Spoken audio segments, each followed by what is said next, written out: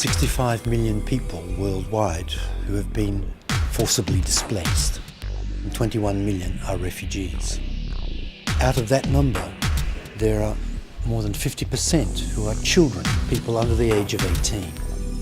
Only half of them are actually able to attend primary school. Only 22% of secondary school aged children are in secondary school, and only 1% in tertiary education. The refugee crisis is one of the biggest challenges of our time, and this is also why the Federal Ministry for Economic Cooperation and Development is placing an increased focus on that area. And I think it's also consensus that education is key in the resolution of this crisis. More than 1 million children in the region have been given access to education.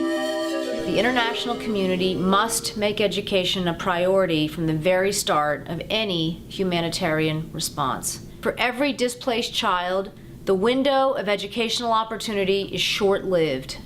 With that in mind, GPE works urgently with countries and other partners to rapidly deliver education under trying circumstances.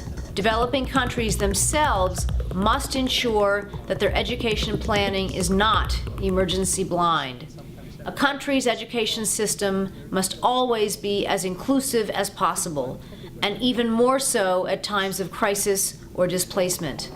That's when children from the most marginalized communities are most vulnerable to being shut out from school. I'm here not as a refugee, but to share with you my story. I first came to a refugee camp when I was 6 years old, and so I had to get all my primary school education in a refugee camp and other part of my education in Uganda. Young people in refugee camps, they have one thing, they have their brain, and this is the only resource they have. And by giving them education, we are helping them to maximize, build their skills, but also to prepare them to go back to rebuild their broken homes in their country. What UNHCR strongly recommends is that refugees go to local schools in the country in which they are hosted. So we've developed that policy for a number of reasons, and it's really looking at the evidence over the many years of supporting refugees in education, often supporting them in the earlier days in parallel systems, but seeing that the quality of education tends to go down very rapidly and that children can spend many years in school but really have no certification and nothing to help them to move forward with their lives.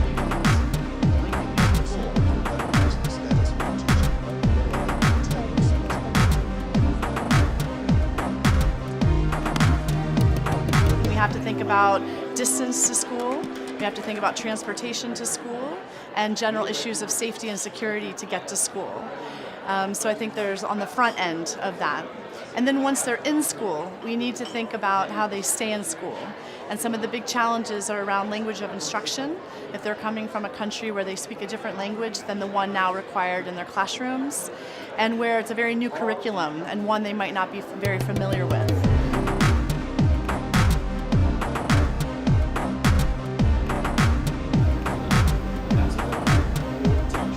I work in a context in Lebanon, in a context where there is ongoing conflict happening. We have refugees from Syria that have been in the country, and so psychosocial support is needed. Most of the children we work with would describe that the situation they are in now is worse than what it was in Syria.